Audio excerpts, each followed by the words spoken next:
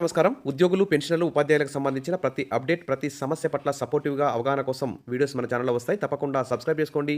Videos అయితే like చేస్తూ ఉండండి. ఈ వీడియోకి ఎక్కువ లైక్‌లు ఎక్స్‌పెక్ట్ చేస్తున్నాను. ఎందుకంటే ప్రతి అప్డేట్ అందించడానికి నాకు మోటివేషన్ లాగా ఉంటుంది. ఇక తెలంగాణ క్యాబినెట్ నవంబర్ 25వ తేదీన కీలక అంశాలపై చర్చించబోతోంది. ఈ ముఖ్యమంత్రి రేవంత్ రెడ్డి అధ్యక్షతన 25వ తేదీన క్యాబినెట్ సమావేశానికైతే ఆహ్, ప్రాముఖ్యత అయితే సంతరించుకుంది.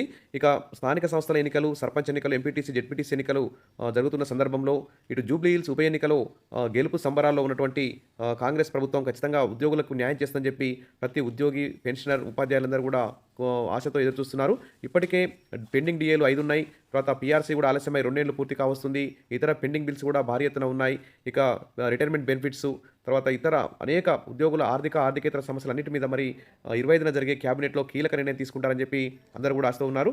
ఇక జూబ్లీ హిల్స్ ఉప ఎన్నికలో పోస్టల్ బ్యాలెట్‌లో కూడా కాంగ్రెస్ ప్రభుత్వానికి ఉద్యోగులు అత్యధికంగా ఓట్లేశారు. కాబట్టి ప్రభుత్వం ఖచ్చితంగా ఉద్యోగ సంఘాల జేఏసీతో చర్చలు జరిపి ఉద్యోగ సంఘాల యొక్క ప్రాధాన్యత అంశాలు ఏమిటి? అసలు ఉద్యోగుల సగటు సాధారణ ఉద్యోగుల యొక్క ఆహ్, ఆకాంక్షలు ఏమిటి?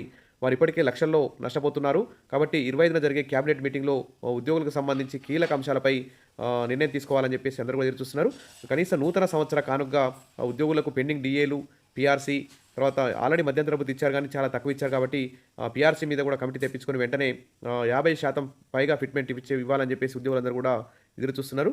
ఇక చూస్తే ఇక్కడ రాష్ట్ర కేబినెట్ ఈ నెల 25న ప్రత్యేక సమావేశం. తెలంగాణ రైజింగ్ గ్లోబల్ సమ్మిట్, విద్యుత్ సంస్థలు, గ్రామ పంచాయతీ ఎన్నికలు, పార్టీ పరంగా 42% రిజర్వేషన్లు, యాదగిరిగుట్ట దేవస్థానం బోర్డు, ఇతర మరి వచ్చే నెలలో స్థానిక సంస్థల ఎన్నికలు నిర్వహించనున్న నేపథ్యంలో ఈ భేటీ అయితే ప్రాధాన్యత సంతరించుకుంది.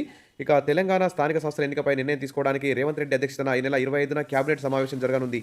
ఈ సమావేశంలో పలు అంశాలపై కీలక నిర్ణయాలు తీసుకోనున్నారు. మరి జనవరిలో పీఆర్సీ నివేదిక, కొత్త ఏడాదిలో ఉద్యోగులకు సర్కార్ శుభవార్త చెప్పబోతుందా అన్నట్టు ఖచ్చితంగా ఇక్కడ న్యూస్ చూస్తున్నాం. ఖచ్చితంగా చెప్పాలి. ఎందుకంటే ఉద్యోగులు, పెన్షనర్లు, ఉపాధ్యాయులందరూ కూడా ఇప్పటికే ఆలస్యం కావడం వల్ల లక్షల్లో నష్టపోతున్నారు.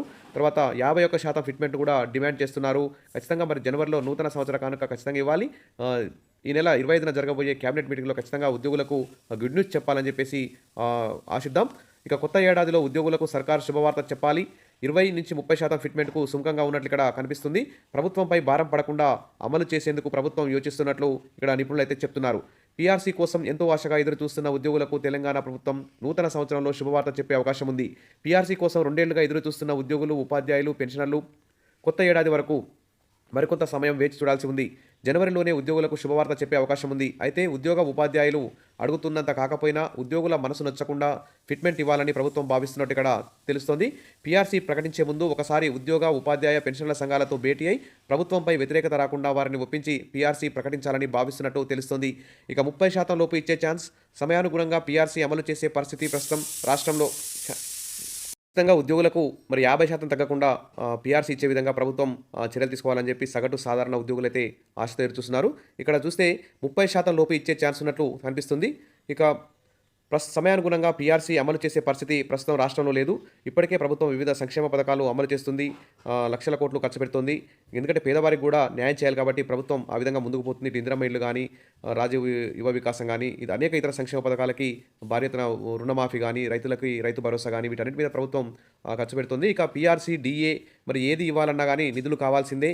రాష్ట్ర ఆదాయ వ్యయాలను దృష్టిలో ఉంచుకునే ప్రభుత్వం ఈ మధ్య కాలంలో నిర్ణయాలు తీసుకుంటోంది.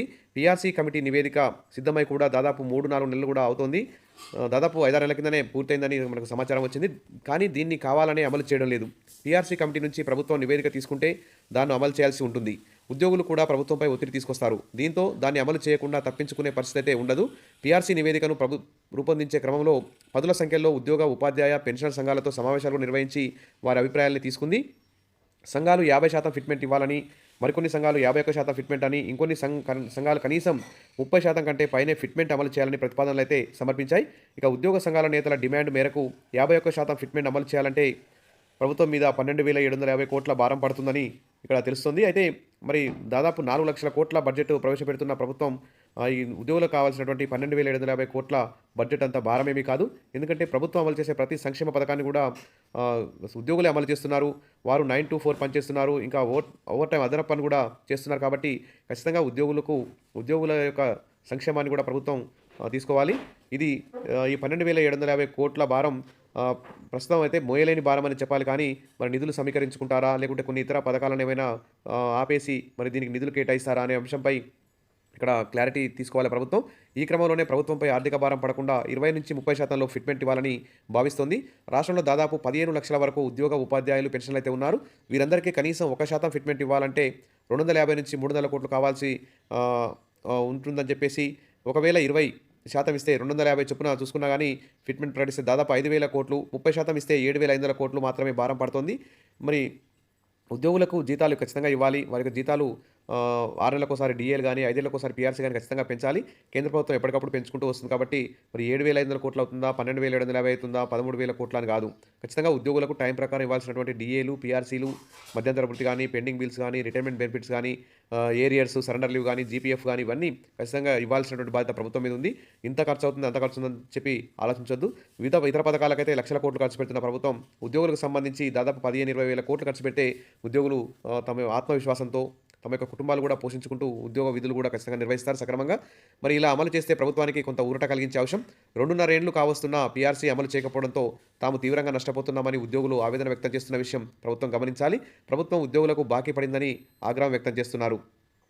మరి ఇక్కడ అడగని ప్రభుత్వం, ఇవ్వని కమిటీ. పీఆర్సీ అమలుకు ప్రభుత్వం నియమించిన కమిటీ ఆ నివేదికను ఇచ్చేందుకు సిద్ధంగా ఉన్నా ప్రభుత్వం మాత్రం తీసుకునేందుకు సిద్ధంగా లేనట్టు ఇక్కడ కనిపిస్తోంది. కమిటీకి ప్రభుత్వం సమయం ఇవ్వడం లేదు. దీంతో ప్రభుత్వం పిలిచినప్పుడే నివేదిక ఇస్తామని పీఆర్సీ కమిటీ అయితే ఎదురు చూస్తోంది. వాస్తవంగా 2023 జూలై 1 నుంచి ఇక్కడ పీఆర్సీ అమలు కావాల్సి ఉంది. ఐఏఎస్ రిటైర్డ్ అధికారి ఎన్ శివశంకర్ చైర్మన్గా పీఆర్సీ కమిటీని కేసీఆర్ ప్రభుత్వం నియమించింది. ఈ కమిటీ 6 నెలల్లో ప్రభుత్వానికి నివేదిక సమర్పించాల్సి ఉంది. 2024 ఏప్రిల్ 2వ తేదీతో ఆ కమిటీ గడువు కూడా ముగిసింది. అయితే అసెంబ్లీ, పార్లమెంట్ ఎన్నికల నేపథ్యంలో ఆ కమిటీ గడువు 6 నెలలు పొడిగించారు. ఈ ఏడాది అక్టోబర్ 2వ తేదీకే పీఆర్సీ కమిటీ నియమించి 2 ఏళ్లు కూడా పూర్తయింది. కానీ ఇంతవరకు ప్రభుత్వం నివేదిక అడగడం లేదు. ఆ పీఆర్సీ కమిటీ రిపోర్ట్ అయితే ఇవ్వడం లేదు. ఇక డిసెంబర్లో సర్పంచ్, ఎంపీటీసీ ఎన్నికలు రాబోతున్న నేపథ్యంలో మరి పీఆర్సీని అమలు చేసే అవకాశం అయితే లేదు. ఇప్పుడు ఎలక్షన్ కూడా అమల్లో ఉంది. ఒకవేళ అమలు చేయాలంటే ఎన్నికల షెడ్యూల్ రాకముందే చేయాలి, లేదంటే వచ్చే ఏడాదిలో ప్రకటించాల్సి ఉంటుంది. కాబట్టి ఖచ్చితంగా నూతన సంవత్సరం స్థానిక సంస్థల ఎన్నికలు కాగానే మరి ఈ రెడీగా ఉన్న నివేదికను తెప్పించుకొని అమలు చేయాలి. పీఆర్సీ కమిటీ నివేదికను సిద్ధం చేసి రెడీగా ఉంచింది.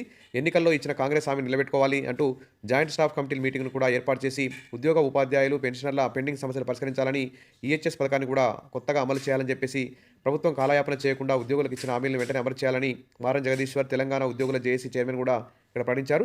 ఆల్రెడీ పెన్షనర్ జేఏసీ కూడా ఉద్యోగ సంఘాల జేఏసీ నుంచి విడిపోయింది. ఎందుకంటే ఉద్యోగ సంఘాల జేఏసీ ప్రభుత్వానికి తొత్తుగా మారిందని పెన్షన్ల జేఏసీ ఆరోపణలతో ఉద్యోగ జేఏసీ నుంచి పెన్షన్ల సంఘం కూడా వేర్పడింది. కాబట్టి ఇప్పటికైనా ఉద్యోగ జేఏసీ మేల్కోవాలి. ప్రభుత్వంతో చర్చలకి వాతావరణం ఏర్పాటు చేసుకొని ఉద్యోగుల సమస్యలన్నింటినీ పరిష్కరించే విధంగా చర్యలు తీసుకోవాలి. దాదాపు 50% ఫిట్మెంట్ అయితే ఉద్యోగ సంఘాలు, ఉద్యోగులు డిమాండ్ చేస్తున్నారు. సరే, ఎంతో కొంత ఖచ్చితంగా ఉద్యోగులకు న్యాయమైనటువంటి వేతనాలు అందించే విధంగా పీఆర్సీని అమలు చేయాలి. కొత్త స్కేల్స్ అమలు చేయాలి నూతన సంవత్సరం సందర్భంగా. కాబట్టి ప్రభుత్వం ఆ దిశగా నిధులు కేటాయించుకోవడానికి మార్గాలు ఆలోచించాలి. ఉద్యోగులను కూడా సంతృప్తిపరచాలి. తర్వాత ఎన్నో ఆశలతో ఈ కాంగ్రెస్ ప్రభుత్వానికి ఓటేసి గెలిపించుకున్నారు కాబట్టి భవిష్యత్తులో కూడా ఉద్యోగుల యొక్క బలం ప్రభుత్వానికి ఉండాలంటే ఖచ్చితంగా ఉద్యోగులకు న్యాయం చేయాలని చెప్పేసి అందరూ కూడా భావిస్తున్నారు. Wish all the best. జనవరిలో పీఆర్సీ ఖచ్చితంగా ఇవ్వాలని వస్తుందని చెప్పి ఎదురు చూద్దాం. ప్రభుత్వం కూడా ఆ దిశగా ఏర్పాట్లు చేస్తుందని చెప్పి ఆశిద్దాం. Wish all the best. Thank you.